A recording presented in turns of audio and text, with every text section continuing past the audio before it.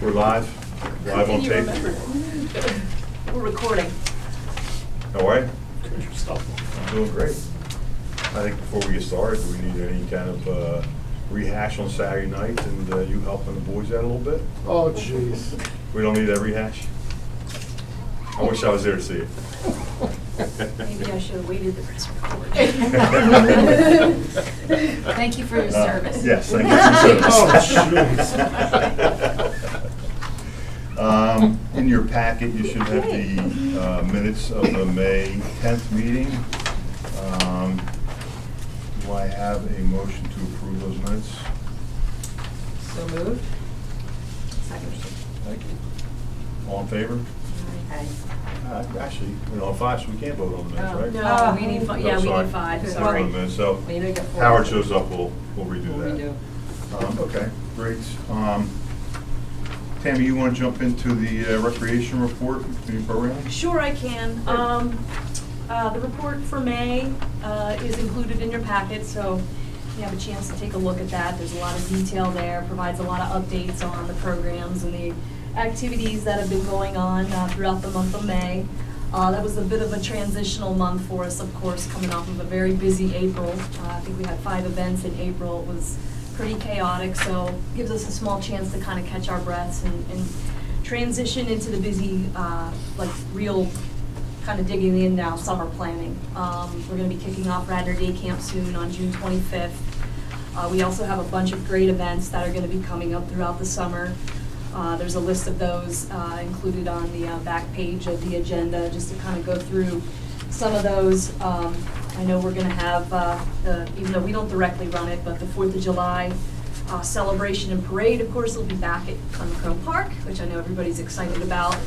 They had it go back to its I guess, original location there, so folks are excited to utilize the park for the 4th of July event. Lots of exciting things planned with that. And then, of course, we have our Great American Backyard Camp Out that's coming up this weekend. We have approximately 260 that are registered, so folks have an opportunity to basically camp out overnight at the Willows. And with a little bit of luck, we'll have some really good weather this year. Knock on wood, I think it's supposed to be pretty nice evening on Saturday, and there's a lot of fun activities that'll be going on. We'll have campfire, of course, with lots of songs and skits, and we'll have s'mores, and we have a bunch of different activities like trail hikes, creek walks. We'll have a fishing demonstration, a bunch of camping 101 kind of sessions, and the Boy Scouts are actually going to be there leading a lot of those different activities, of course, and working with us. So the full schedule is posted on the website. There's no charge to register, so if anyone's looking to register, they can still do that, even if it's last minute.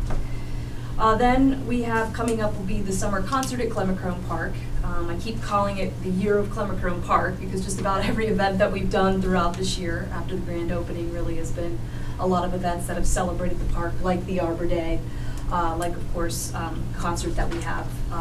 We usually try to move those around from summer to summer.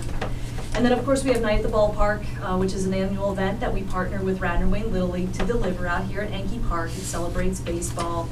We actually have a wiffle ball tournament that'll kind of be crafted into that. So last year we kind of put the Night at the Ballpark event on hiatus, even though it had been an event we had done for many years. You know, we transitioned to the Wiffle Ball Classic event, which ended up being a cooperative venture that we did for a resident, Jim Sears, who lives in the community, so that we could raise funds and donations for Delaware County Special Olympics. It was widely accepted by folks. It was very popular, so we thought, bring it back this year. Let's meld it into Night at the Ballpark. So we'll have fireworks that'll basically cap off the night, and then we'll have a bunch of different community activities, community vendors, different types of activities for the families going on during the games. Basically, we'll probably have 2 to 3 games going on each field because they kind of take up a small area. And I know Little League will be out there. I know they have a big hand in this celebration with us that we partner to deliver, so we're real excited about it. So I know that'll be a big one that'll kind of round off the end of summer for us. So we're looking forward to those events. Do you have a date for that? It's July 18th, and then the rain date is the next night, so Wednesday, July 18th. And then the week prior to that, of course, is the concert at Clemacrone on July 11th, Wednesday, July 11th. As I mentioned before too, Radnor Day Camp is getting ready to kick off. Our numbers were down a little bit by about 30 from last year. We're not sure yet why that's the case. Still trying to understand that a little bit more, but numbers are down a bit. But overall, In terms of campers? In terms of campers and registration. But we're excited to have another successful summer of 6 weeks going on at Radnor Elementary. We've been working really closely with all layers of personnel over at the school district. We work with folks at the high school because we use the pool, folks at the middle school because we use the theater, and then of course being at the elementary school, working closely with them. We also work with the social workers throughout the district as well, because we do have a scholarship program as part of it. One of the things we talk a lot about, of course, when we talk about the day camp, in addition to all the great activities, is of course the amount of special needs kids that do attend the camp. Over the last few years, we've been kind of tracking that. We have been on the rise with a lot of kids and growth within the special needs populations that are happening within camp. We've seen another growth spurt again, of course, this summer. Approximately 20% or so more kids in camp. So I think that our relationship with the Radnor Committee for Special Education, along with the great relationship that we have with the school district in working with the Pupil Services Department, I think a lot of folks have kind of learned that the camp is inclusive and it provides a lot of great social components that I know that parents are looking for their kids over the summer. So word gets around, of course, and I know it's been pretty popular. But as you all know, there's lots of opportunities on the main line for great camps and opportunities. But Radnor Day Camp still appears to be very popular, even though numbers are down a little bit. We're definitely gearing up for another big summer. Next Tuesday, we have the Back to Camp night where we invite all the parents to come in. Gives them an opportunity to learn some of the, detailed components of camp and what to expect, especially for a lot of newer parents. They usually take advantage of that. So in addition to day camp, a lot of specialty camps are gearing up. Our Harry Potter camp, our theater camps, lots of sports camps are all very popular and doing well. Survivor Nature Camp, of course, will be going on at the Willows Park. Again, another one that's very, very popular. And we've been busy planning over the last several weeks, digging into the trenches of safety, communications, all kinds of things that go into, leading up to a very successful summer. We also, one of the big things that we just did was we launched the Tyler Park and Recreation online registration system. So over the last few years, we've been working closely with our finance department to incorporate an enterprise-wide software system that ties all the departments together. It was something that we had never had before. It was a major investment and approval that we had gotten for our Board of Commissioners to incorporate that new system. I know Bill White had been working, our finance director had been working with all the staff members over the last few years to incorporate it. It's very efficient and offers a lot of ability to have on-the-spot information versus before. You take receipts and take money, it would go in, then it'd have to be data entered into a series of different systems before the information actually became tangible at your fingertips. So the new system allows us to do that. The Tyler Park and Recreation online registration system is basically an arm extension of this. It's part of the recreation department that allows us to do specific online registration. So in our world, it's something that we've been craving for literally the last 15 years. It's something that became very popular across a lot of the different communities in the region and the nation. But something we never had. So we kind of used our website provider a little bit. We did some paper and pen and paper registration still, but we never had like a one-stop shopping system that kind of was a catch-all for everything. So I guess good things come to those who wait. So we're very excited about it. It's working well. We basically trained on it to use it for the last few months, and we went live on May 1st. So now folks don't have to use paper. They don't even have to come in if they don't want to. They can do everything, right online, and then it's instant. So they, pay and obviously use a credit card in that respect, and everything is instant, and we have all the information versus little bit of a time lag at other times with the Does different systems. Sport Pilot go away, or is it? Everything we had previously goes away. So it's up, it's running, it's live. If you go to our programs and initiatives page, it's sitting right there and it's available. You have to go in and you have to create an identity and create your family. And then that gives you an opportunity to, access any of the events for which we register, like Great American Backyard Campout, Day Camp, anything that we're basically doing. So we're real excited about the system and what it has to offer. And like I said, better yet, it ties right into our entire financial system and software. So it makes life easy for our finance folks too, which is all part of it. So we're real excited about the system and the launch of that. So that really had been sort of the big project that we've been working on, for the last few months, and excited to get it underway, and hopefully folks in the community enjoy it. We do have a portal here that we set up. Folks come in and, they're not aware of the system. We have a laptop set up that they can do it right away, and we can step them through it, help them set up their identity and their family modules and everything, and then it's in perpetuity at that point, as long as, folks remember their username and password, of course. Which it does have, safety net for that to kind of provide that information if needed. So really, that's been a lot of the activity going on in May. Like I said, we're gearing up for a busy summer. At some point here in the next few weeks even, we'll turn the corner and start getting ready for fall, believe it or not. We're looking forward to a lot of really great things and opportunities in the community. Hopefully good weather to go along with it. Tammy, would you say the last, say, 3 years at the summer camp that you hold, is that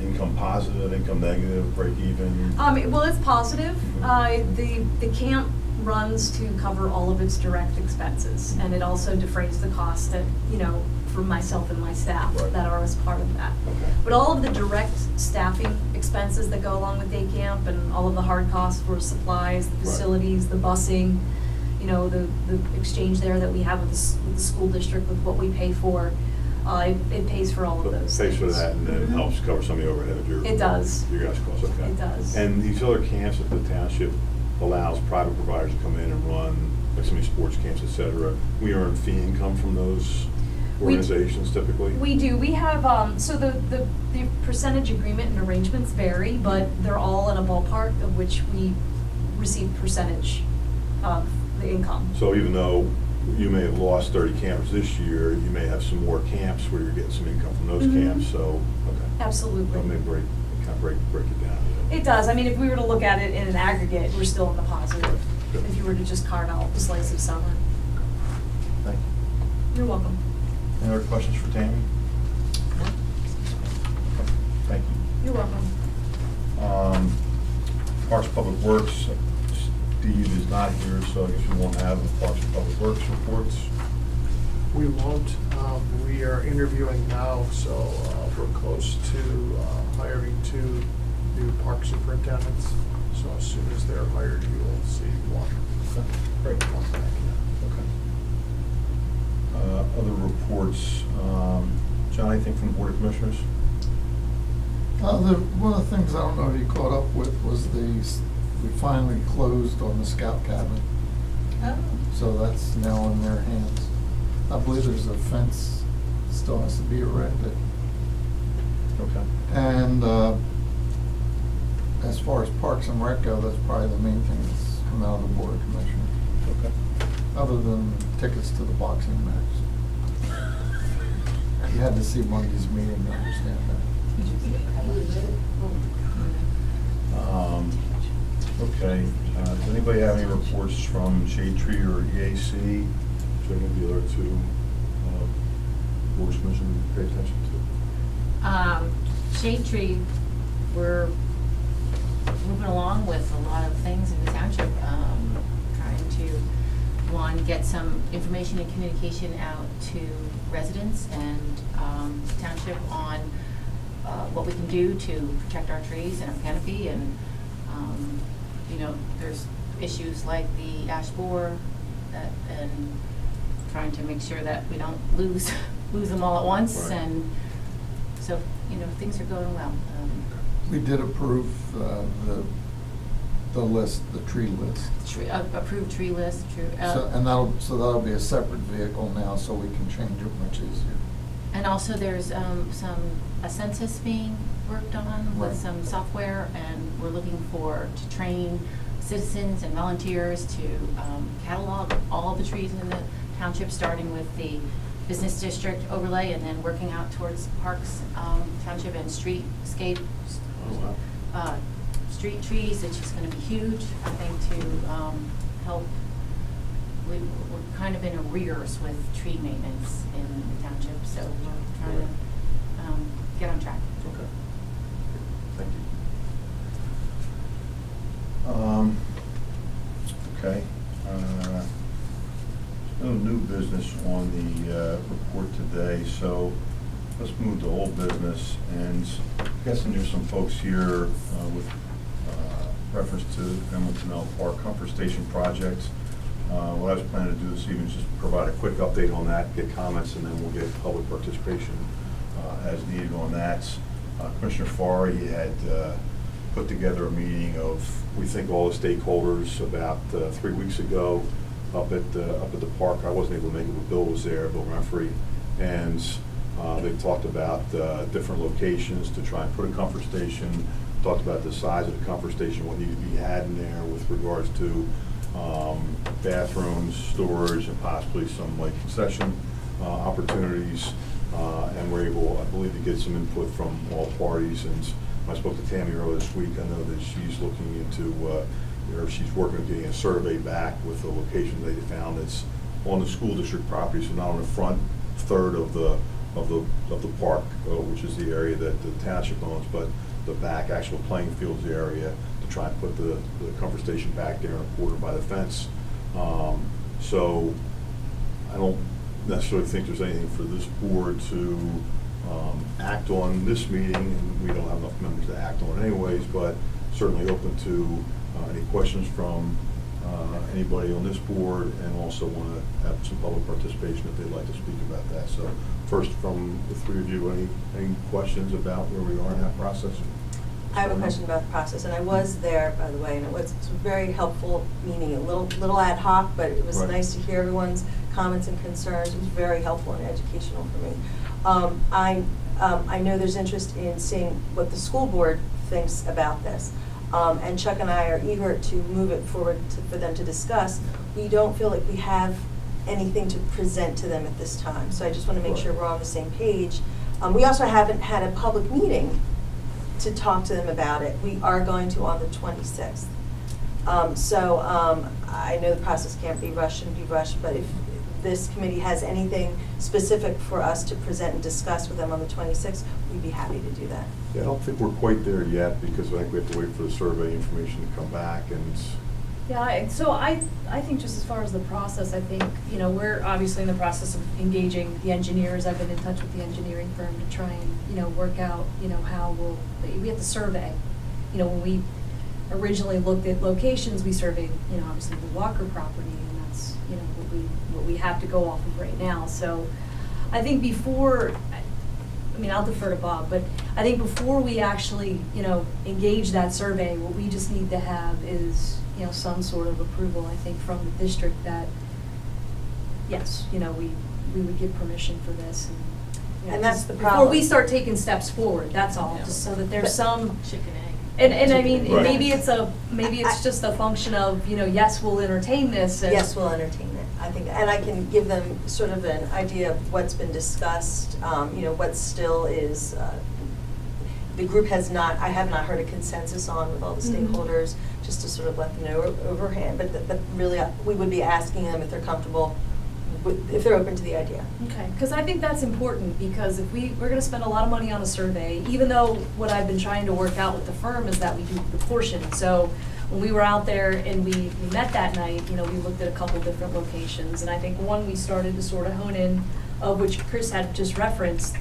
So, we would obviously try to proportion that survey to include that area versus the entire park, because it would be more cost effective, but before walking down that road, and then taking it a step further before programmatically now trying to figure out a new figure out the location within the location, and then feasibility of that location, and now redesign a building before starting to continue taking those steps. I just would want to make sure that it's the effort is in the right direction before the township, walks further with that, because it is very time consuming.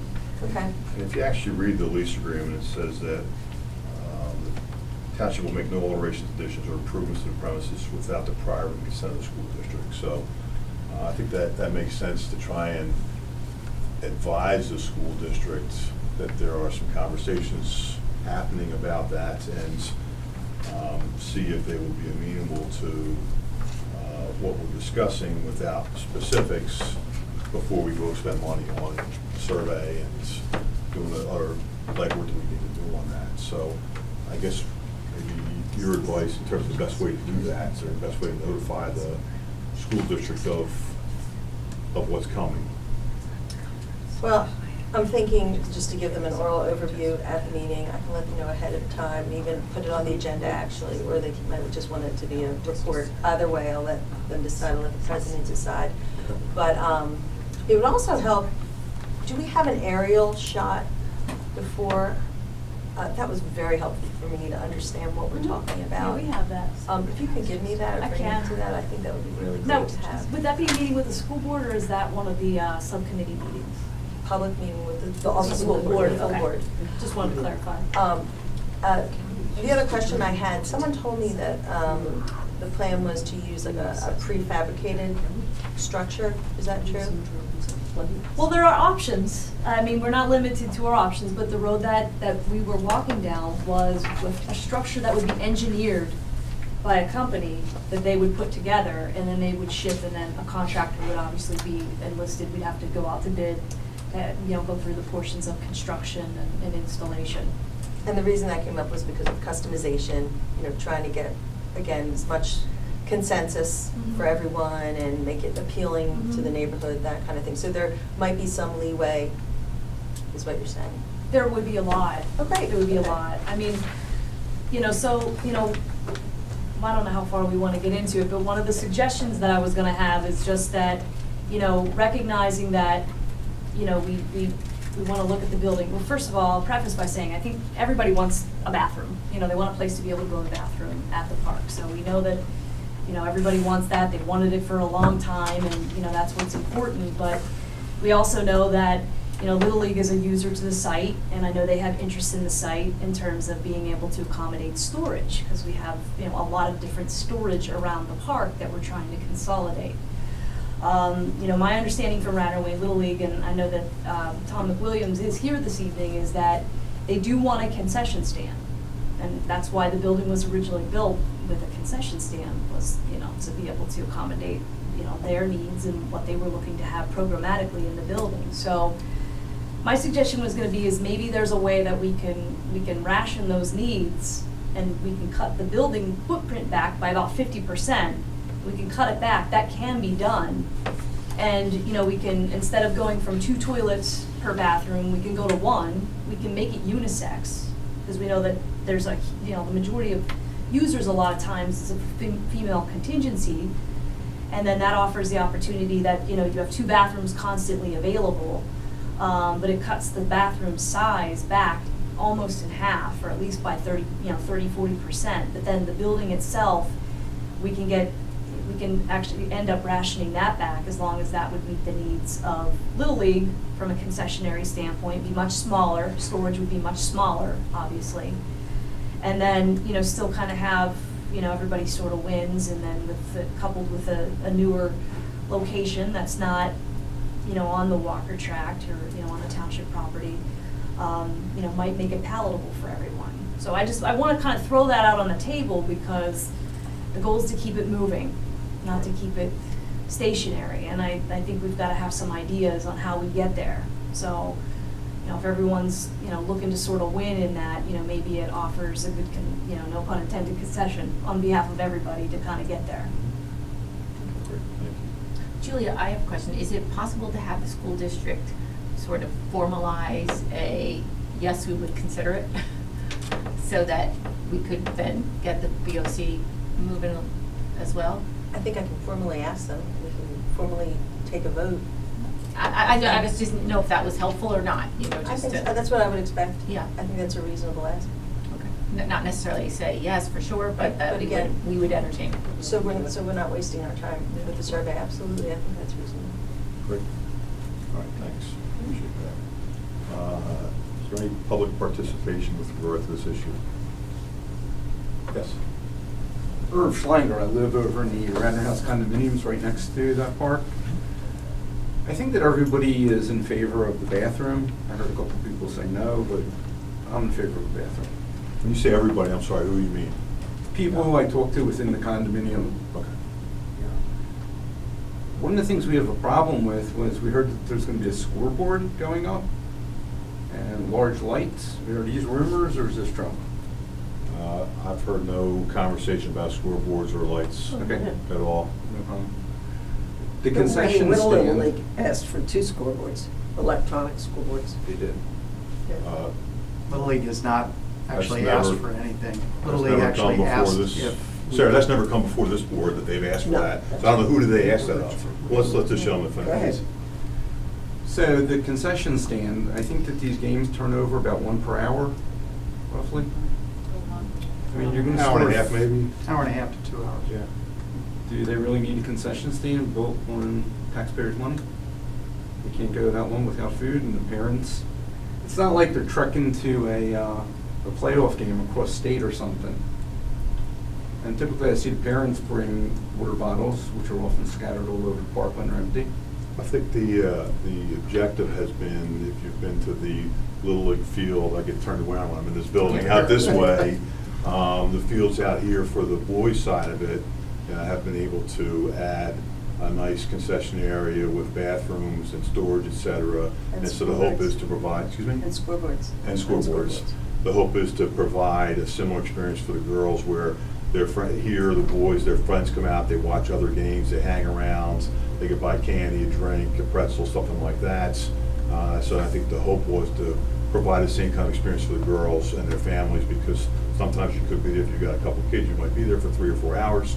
You know, it's hot, obviously, spring and summertime, not so much this spring, but generally speaking. So I think that was generally the thought behind that. That makes sense. That was a good explanation. Thank you. And may I add to that for you? I'm speaking for myself, I'm not speaking on behalf of the school board, because we haven't discussed this, but I will say that Chuck Madden, my school board colleague, and I have looked into this, and we found issues about Title IX, because it's school board property, I already thought of that. and whether it Boards applies had it, to, yeah. and we've read opinions saying absolutely, there's, It you will don't if have to there's- have, it's not tit for tat, but you have to have some Equal. kind of parity. People, yeah. And even if, and that doesn't necessarily apply to this field, but I personally, I don't want to have to wait for a law to have parity for women and men. I think it's. No, you're absolutely right. I didn't know that the boys had it. So, one other thing Which we do from Highway. is that the track is in desperate need of repair. And a lot of people use that track from our condo. That thing's got ditches and well, I don't know if I would call them potholes, but it's got indentations of water ponds on. It needs to be repaved and hopefully widened a bit. A lot of people tend to use it in the afternoon, like right around now. And for some of the people, particularly seniors, that might be their only means of getting exercise, is to walk. Once you hit a certain age, you're not running anymore, and Right. I and know that. that's something that's imminent, that's in disrepair. Is it tracked more on the school district? It's all. I don't It is, know it's all where- on all it, in and that's school definitely a district. project that sits there within, I don't know if it's exactly itemized right now within the capital plan, but all of our walking paths are different. I mean, the Radnor Trail is a perfect example as well, that all are definitely evaluated every year when we go through capital planning. That's a good point, something that we hadn't thought about, so, yeah, thank you for bringing that up. And that gives an awful lot of use all year round, and like I said, it's in disrepair, it's not just one season. So, Thank you. Sarah? I'd like to support the gentleman on the walking track. It is not canted properly. When it rains or it snows, there are whole stretches that you can't get through because there's such water. The only variation, the only difference between the concession stand at Enke Field and the concessions or the source of food in Garrett Hill is that you have 5 stores in Garrett Hill who would be more than happy to bring food up that is a block away. And that's the difference, is there is accessibility. And I know that when the Marchesanis had Garrett Hill Pizza, he was delivering pizzas all the time. And it was only coming from a block away. So as far as convenience and accessibility, there are all those stores in Garrett Hill. Yeah, okay. All right, thank you. Any other comments on Tennelle in public? I would just like to note on behalf of the Little League, the point just made is appreciated that there are businesses a block or a couple blocks away.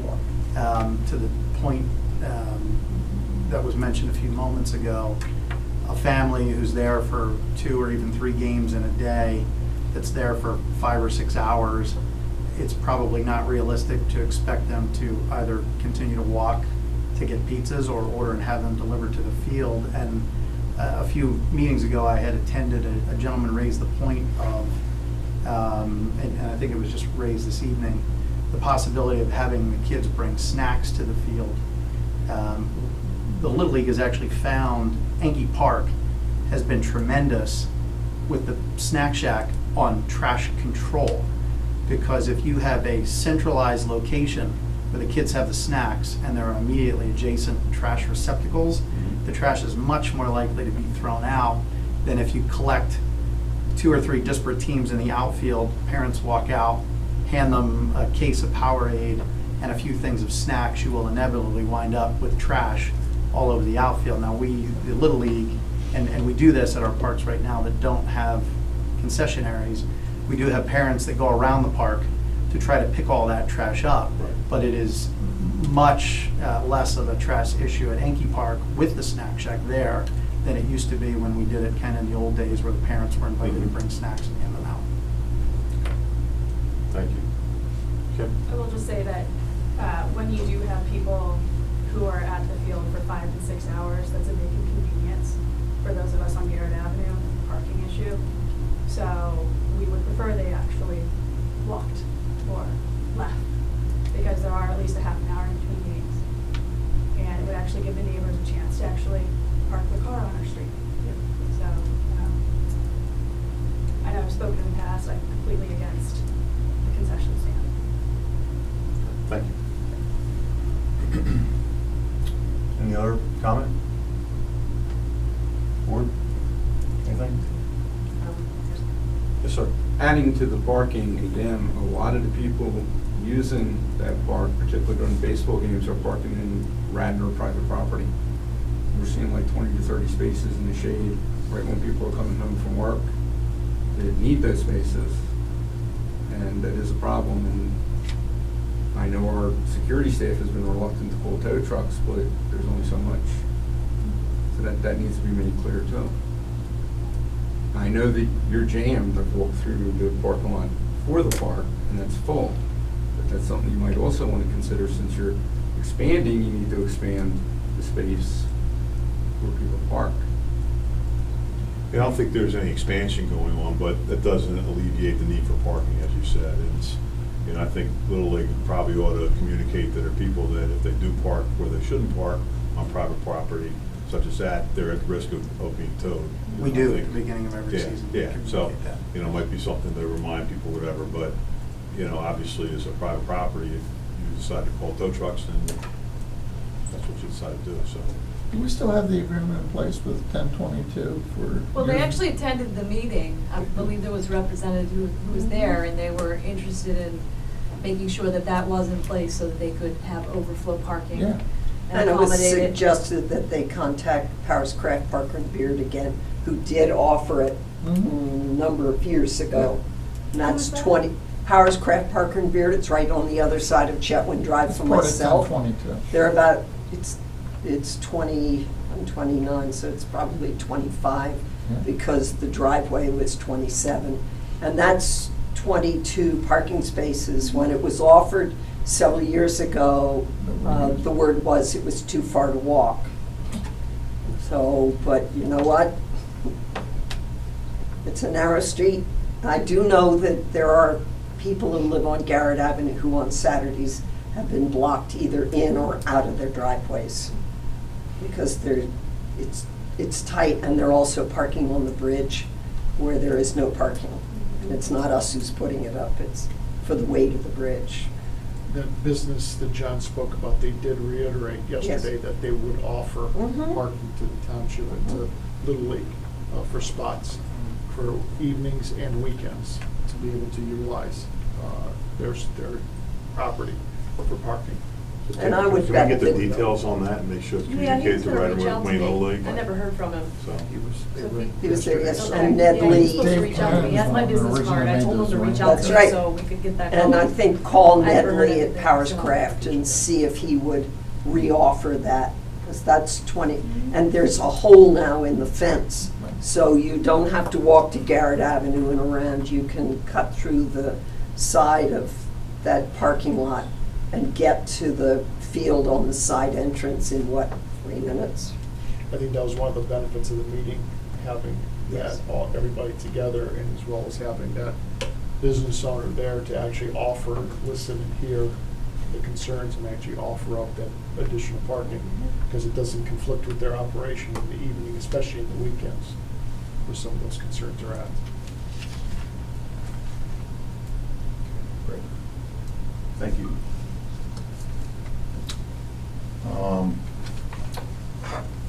At last meeting, we had a conversation, Commissioner Abel had been, I guess, proposing a ban on smoking in township parks. And we had some conversation about it, and we had asked, there's a group called, their name here. Tam, can you help me with that Young name? Lungs at Play. Young Lungs at Play.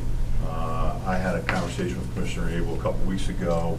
He had spoken to the representative. That representative was unable to attend this meeting, but hopefully will be available in July to come attend and make a short presentation to us about the impact of smoking on kids in parks, et cetera. And I had sent back an email to the commissioner, just, you know, kind of reiterating some of the issues that we had talked about needing to have, cost of putting signs up, where, you know, who's going to pay for that, enforcement, you know, trying to quantify the number of complaints that were coming in about smoking in parks.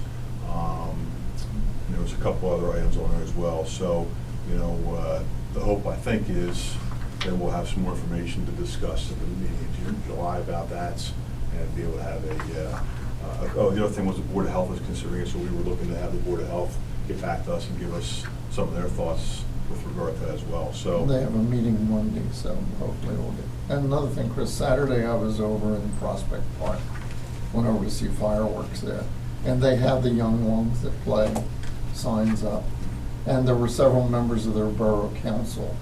So I introduced myself and talked to them about it, and they say it's no expense at all, that you buy the signs, or they got a grant from the Pennsylvania Health Department for the signs, and they say it's not really a matter of enforcement per se, but if somebody complains, they can point to the sign and say, see? yeah, so that's, again, that's one of the things that we had on our list from last month, that hopefully we'll have a more substantive discussion about next month if the representative of Young Lungs at Play can make a short presentation to us. What was the signage like, John? Sign about that big, show a picture of a kid playing and running, and Young Lungs at Play. I think I saw 2 different ones, so they might have a variety of signs. Do we have a sense of what the incidence of smoking at these games or other you know, park usages No, it's all are? anecdotal, man.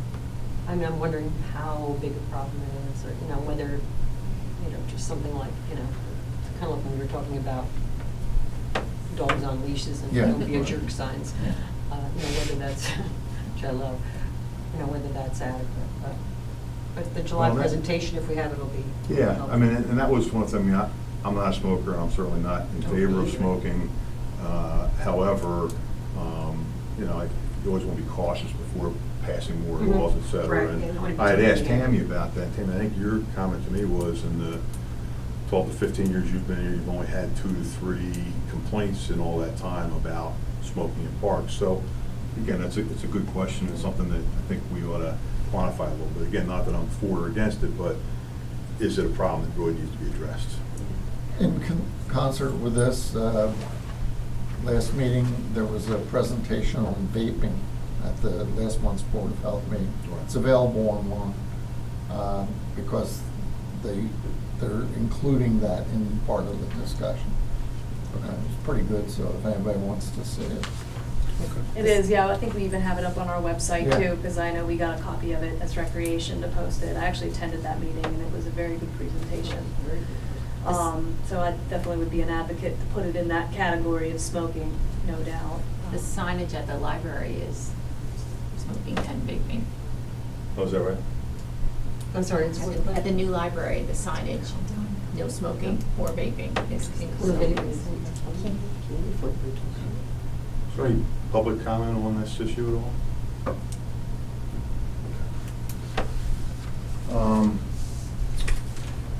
Update on the Willows.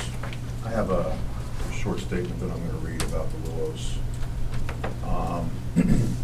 With regard to the Willows project and the Board of Commissioners voting to move forward with the lease agreement between the Township and the Willows Park Preserve Group, I want to make a statement for the record to clarify some misstatements, misinformation, and general perception about this board's position in this matter. The recommendation that we passed by a 7-0 vote on May 10th with reference to the proposed Willow lease agreement was the Parks and Recreation Board supports the intent of the Willows Park Preserve Group proposal regarding the Willows Mansion and Park, but recommend that the Board of Commissioners not approve the lease agreement as currently drafted and continue to work with WPP to revise the proposed lease to address this board's concerns. And then we communicated to the Board of Commissioners a long list of specific concerns with the proposed agreements. I'm not going to read that list there. Prior to the Board of Commissioners meeting on May 14th, a couple of communications were sent that were incorrect. Wording from the Willows Park Preserve Group letter to the Board of Commissioners after our meeting said, at the conclusion they, Parks and Rec Board, supported the intent of WPP's proposal and with certain adjustments to the lease language recommended to move forward. That is not true. There was wording in Commissioner Nagel's regular email letter to his constituents of his ward saying the Parks and Rec Board approved on the lease, but with a significant number of questions that they would like answered. This is also not true. And lastly, there was a statement from a member of the public during that Board of Commissioner meeting that evening that said, Parks and Rec had 7 years entrusted with this asset and couldn't come up with a solution. That should tell you something. Not that they're bad people, but they failed their job to take a solution that was willing to be accepted. Who said that? This statement is laughable and also incorrect. This Parks and Rec Board has twice recommended solutions to the Board of Commissioners regarding Willows that would have cost the township no money, and our recommendations were ignored. The Board of Commissioners voted to approve this lease to me on May 14th with a few changes we recommended. And I just felt it was important to get this statement on the record and clarify that not only did this board not recommend approval, each of the members on this board had strong concerns about the proposed agreement and the process of unfolding at that point. So, having said that, I'll Well, move Mary forward with attended the comments. meeting. And we, She did. Yeah. I think we captured the significant comments you have made. We found that many of the comments were really more about the Board of Commissioners and the Willows and the previous John, things. it's not even close, Well, because I have the list right here. I won't go through reading 15 of them, got it too. but, okay. I brought it But we tonight. did not approve it or recommend approval of it, and it was misstated multiple times. So I just want to get on the record where this board stood on that. So, any comments from board members? Public comments on the Willows? Okay. Next item on the agenda. Jeff, could I say one thing? Sure. The Willows Park Preserve has just secured a contract with Bartlett, and they are going to identify and evaluate 200 trees, starting at the center inside the drive and gradually move out.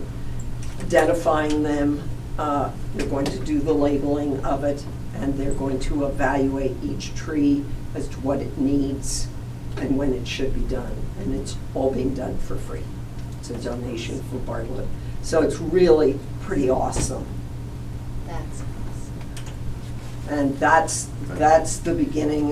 We've also got a statement from Steve Schreiner that he will be volunteering his services, as well as several other arborists who are going to come in and are going to volunteer their time and their efforts and their labors. So that is a really great thing for the park. Okay, thank you. Can I just say that is amazing, and that is, every park needs to have that. Yeah. That's so great. Well, Bartlett should be thanked. Okay, next on the agenda is a review of the 2018 Township capital budget projects and status of those projects. And I had asked Tammy to try and put together a summary for us, which you have in front of you, to show the various projects that are underway. The first grouping is projects that were supported by the bond issuance back in 2015. And then the second two items are the capital projects approved for the 2018 budget, and then capital projects that were projected for the 2019 budget, but obviously have not been approved or gone through that process yet. So, Tammy, is there anything specific on this list that you'd like to talk about this evening? Yes, I would. So, all the board members should have a copy of 11 by 17 sheet that shows the breakdown in which Chris had referenced.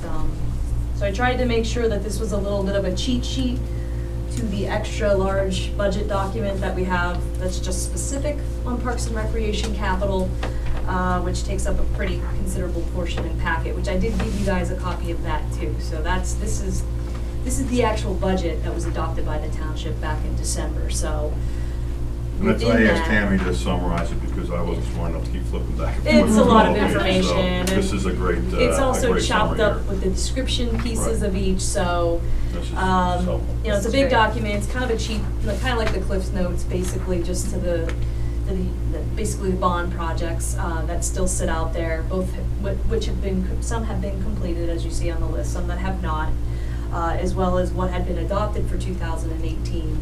And then what sits within the plan that, of course, everyone would have to digest for next year. So I don't want to get too much into 2019, because I know a lot of that's going to tie to our evaluation over the next few months in terms of what, you know, may be recommended to the board for 2019. But if we back up for a second, within that, because slotted within the plan are the bond projects. So just a little bit of the history. Obviously, there was the bond that was issued back in late 2015. I know this board had supported it and had a motion of recommendation for it that went on to the Board of Commissioners back in October of 15.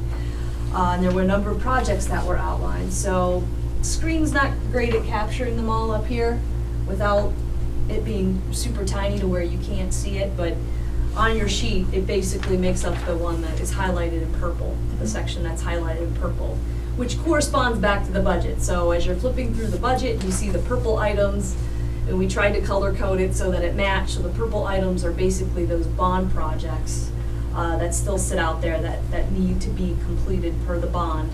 The ones that are listed in green are the capital projects. So both the ones that are in for the current year as well as all the out years. So, you know, I know, you know, the document here shows it, I think, all the way out to 2022, if I'm not mistaken, 2023.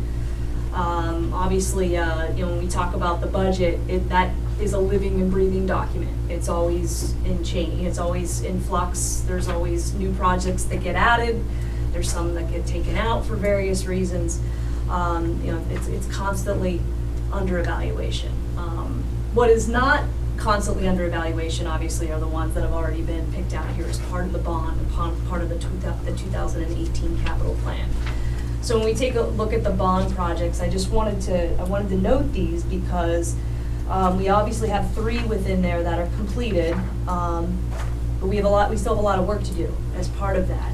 Obviously, Clemmer Crown Park, Petrie Park and Enki Park, we had significant improvements at each of those 3 locations, but then we also have a lot that sits there. Obviously, Beau Connor, Warren, Philippone are big ones that are coming up on the horizon, which I hope next month we can actually start to take a look at what that entails. So even though that's just some grading and fencing repairs and some sidewalk repairs, I know there's, when we look at the Philippone side of it, because the parks obviously are connected there, we are getting into the parking lot, we're getting into repairing the parking lot,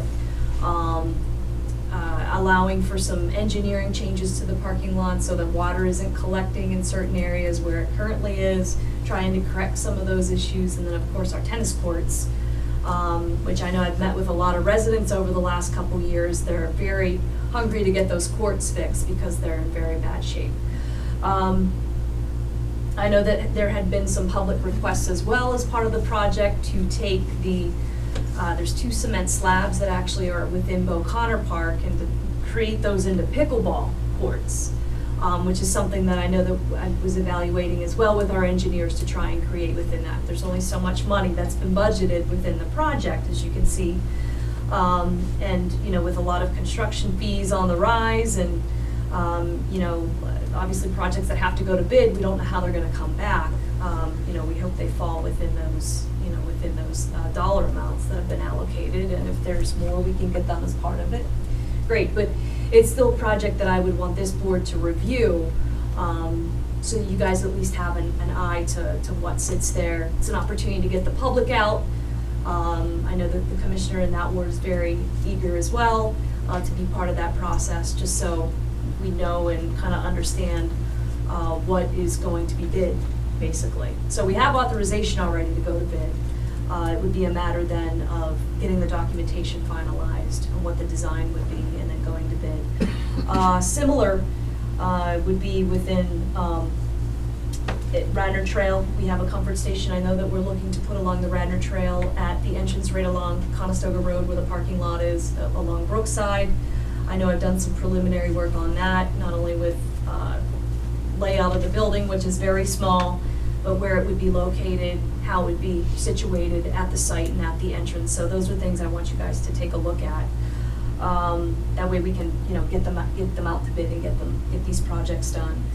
Itham Valley Park is one I know we've been working, the administration, I know Steve Norsini, myself, and Bob have met with the Friends of Itham Valley Park.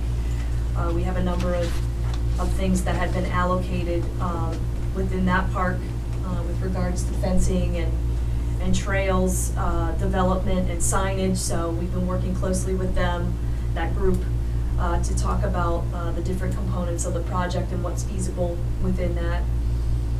I'll point out that the Skunk Hollow Bridge, I know we initially had that slotted within there for a replacement. It's going to be repaired. What we found out is, as that bridge was evaluated, a repair would be necessary. Full replacement just, was sort of far beyond. And that's a project I know that was bid. It's been awarded.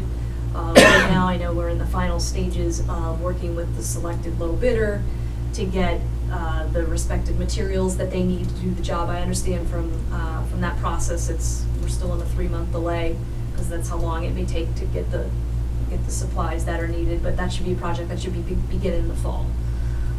So I know everybody's going to be sad when the bridge closes down, but it's definitely something that'll be well worth it, of course, in the end, and hopefully a project that can happen as quickly as possible. Fenimore Woods is a big one because it's a comprehensive, it's I wouldn't put it in the category of Clemacrone, but it's certainly a big project. There's $2 million that is allocated there, so there are a lot of pieces. It's also a park that is very large. It contains the pond, and we have the pavilion areas, we have the parking lots where there's corrections that need to be made, I think, with both of those. So, we want to start to look at those as well and start to take a look at it again, get the public out, start to, really start to dig into these projects to get them where they can become shovel ready. But all of those are pretty much, they're moving. It's just, trying to kind of work through those as quickly as possible, and of course, obviously work with the members of the community to get them done and get them done the way the way it's desired. So the next section, of course, was the sort of what was approved for 2018. So per the adopted budget, again, non-bond projects, the projects that were specifically approved in the 2018 budget, which included a very small amount of things here. Ditmar Park with walking path repairs, I know that was one, similar to Emlyn Tunnel that sits out there, and probably on the horizon at some point, Radnor Memorial, which is kind of a different animal because there's a lease that's arranged there, but that's definitely funding that falls on behalf of the township. I know that I know Public Works is working through that, and then Odoriccio Park is another comfort station redo. Which is one that I would like to have come before this board as well, to start to have public dialogue, just so everyone's on the same page with what would be done there when a new comfort station is sort of redone. So that's one I know we want to move along.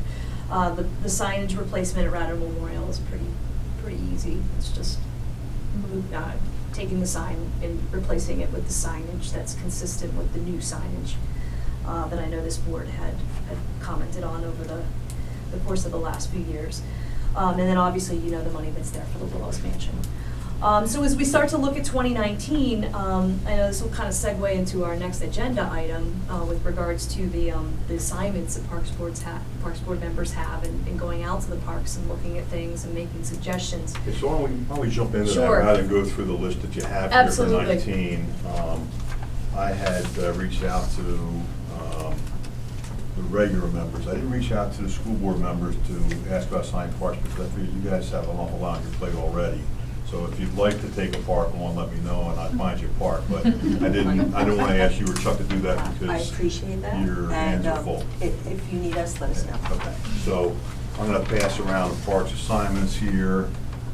I'm just trying to take a look. And so I would just ask, and I'll send an email out with this to the members who aren't here so they get it as well, and ask that before our next meeting, everybody try and visit their parks and be able to come back with a list of comments, suggestions, or needs that they see within their parks so that we can incorporate that into the conversation about the 2019 budget.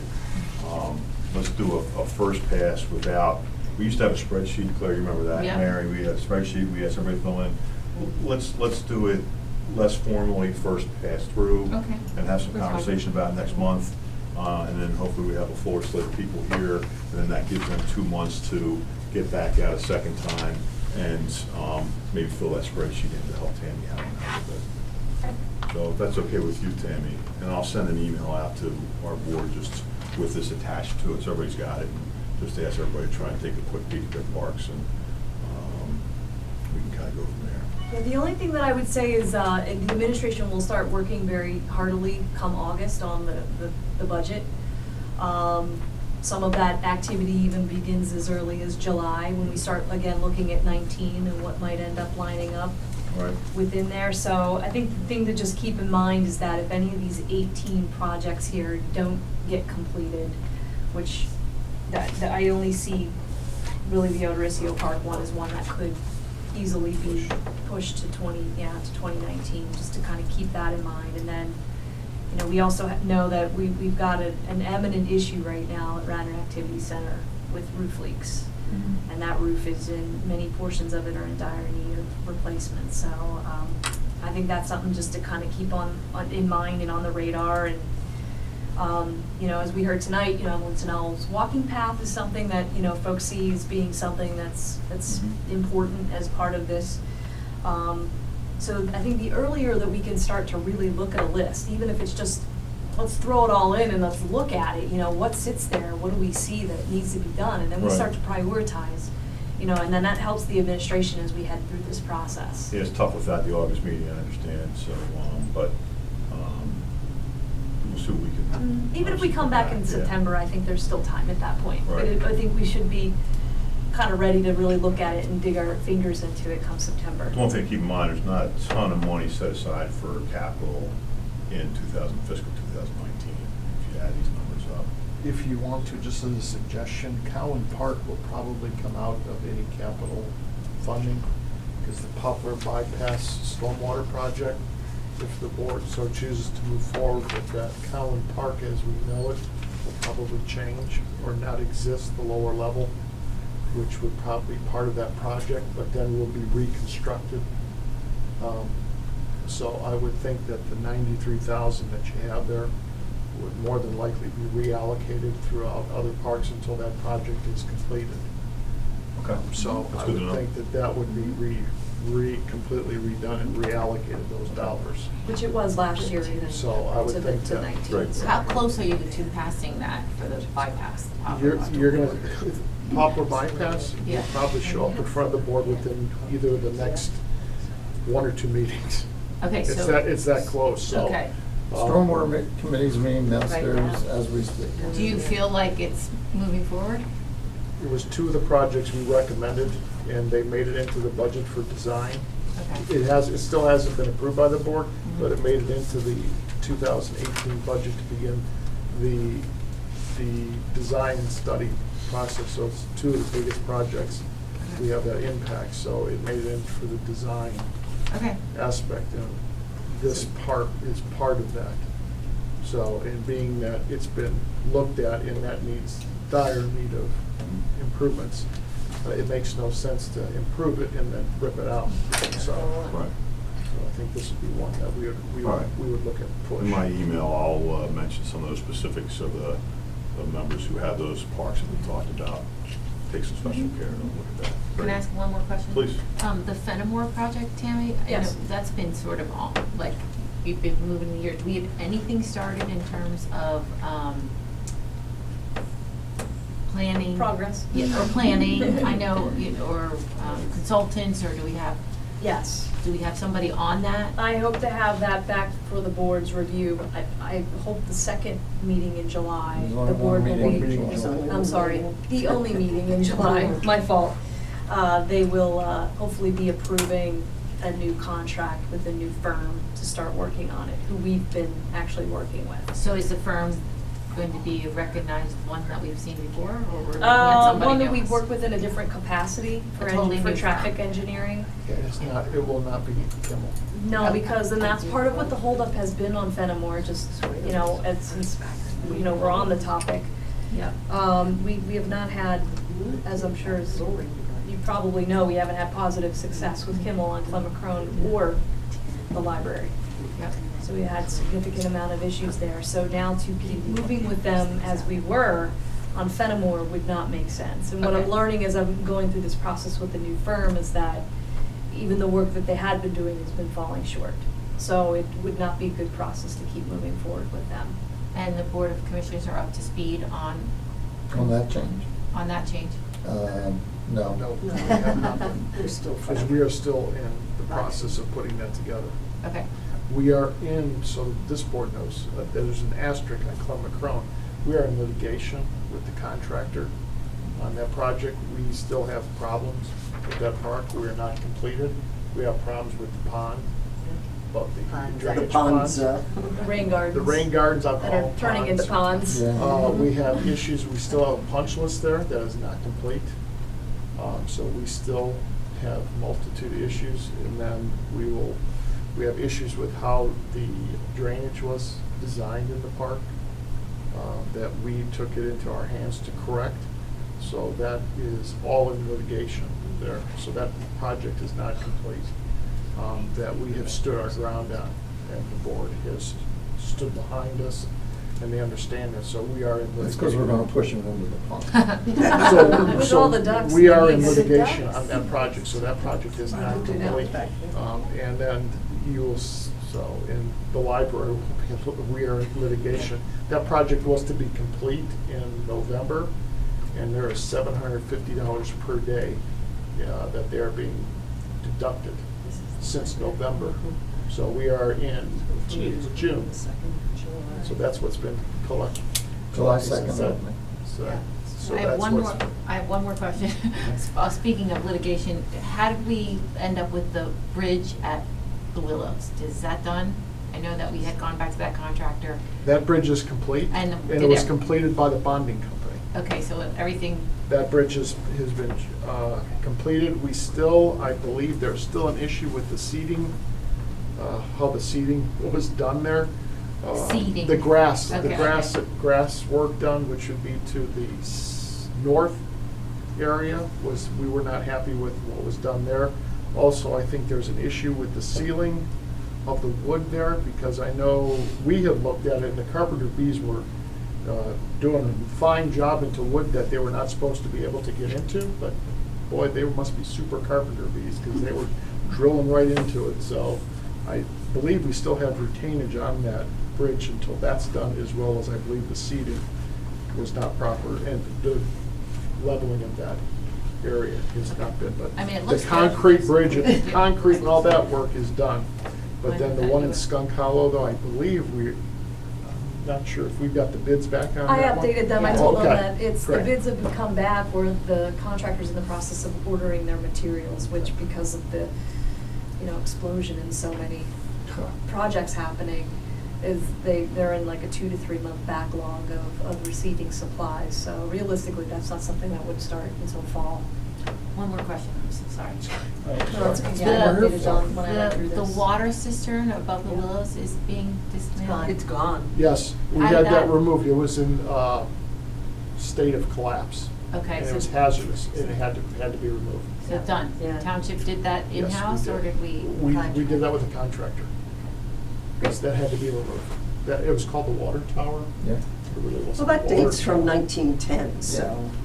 So, you can always put a Thank cell you. tower there. Yeah, too bad. No, it's Could good. have I didn't hear I don't think we can anymore. La, la, la, I didn't hear that. No, it's good that it's gone.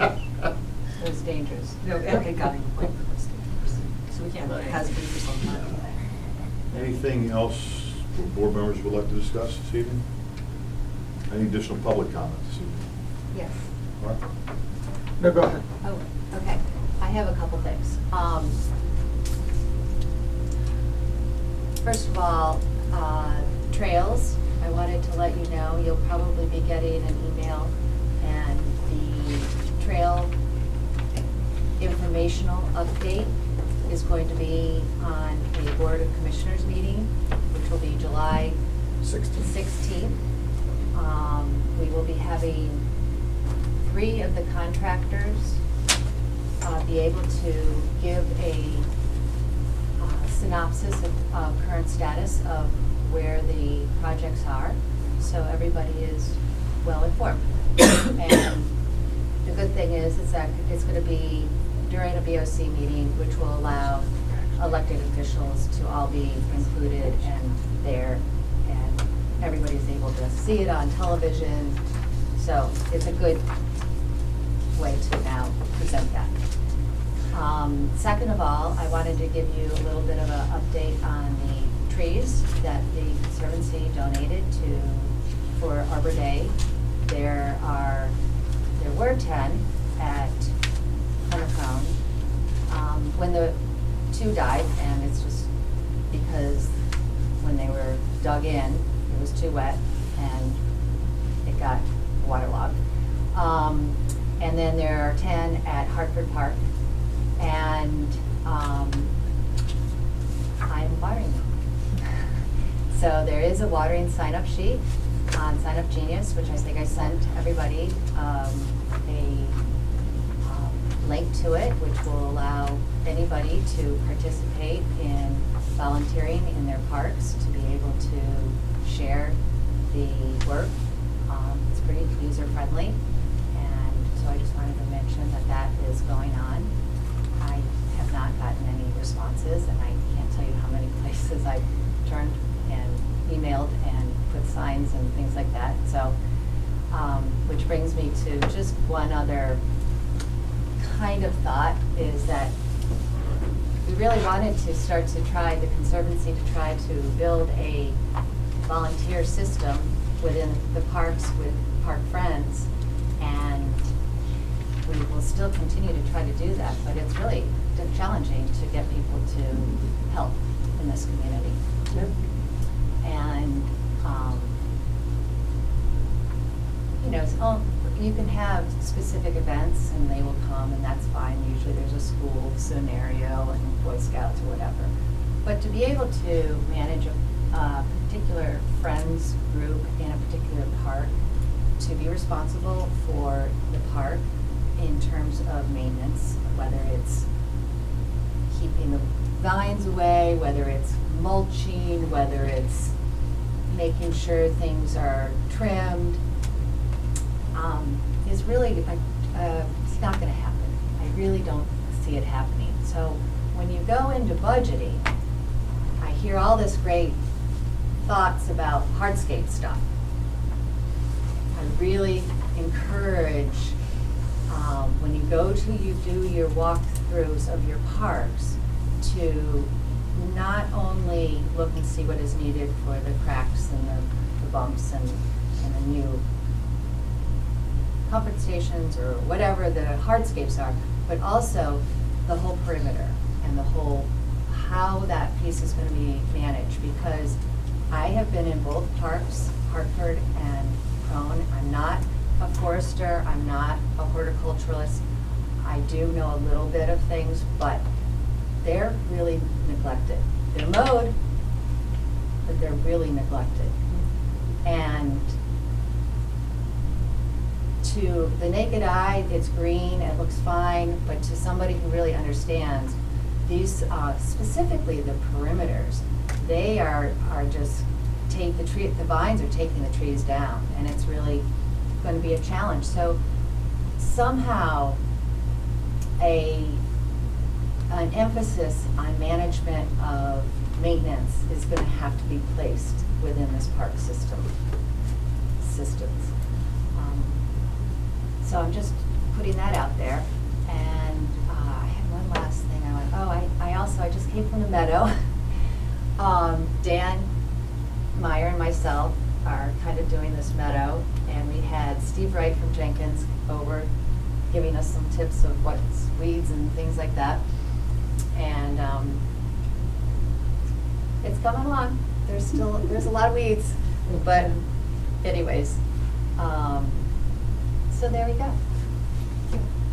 Thanks, Laura. I think you're right, you're not sure about the 80-20 rule. I think at Radnor it's the 95-5 rule, 5% of the volunteers and 95. It's a very entitled community. Very entitled. Yeah, I don't know, it's different from a lot of other communities necessarily, Yeah. but it's certainly not an 80-20 rule. We expect a lot. Right. So, Yeah. yeah. And it's also important to communicate it. So thank you, I appreciate that, Laura, and the reminders. So And I was going to make one more comment. When you go on your walks, you might want to consider taking somebody, if you don't know, you know, but if you don't know, take somebody who knows a little bit about invasives or plantings. All right, since we can't vote on adjournment, Kim, yes. I'd just like to say that, remind everyone, the 4th of July parade, Garrett Hill, Rosemont 4th of July parade is a little less than, well, it was 3 weeks ago from yesterday, 4th of July. You're all welcome to come. We have the parade starts at 10:45. We're starting at Flip and Bailey's again this year. Doing our usual loop. And this year we're winding back up at Glenmacrone Park. Yay. And we took a look at the ponds the other day. Is that where the dunking tank's going to be? No, the dunking tank is going to go up in up by the bathroom, which is something else I need to talk to you about. But anyway, so you're all welcome. We are looking for volunteers to go in the dunk tank. So if anyone wants to volunteer, we'll be more than welcome to have you, because we have some kids that have some good arms. Thank you. Thanks. Flipping Bellies at a store or something up in Garrett Hill? You know what, I think it's a restaurant. Everything walking distance to Canal. Yes? We're adjourned, thank you. Thanks. See you around here, so I'm not going to. My goodness.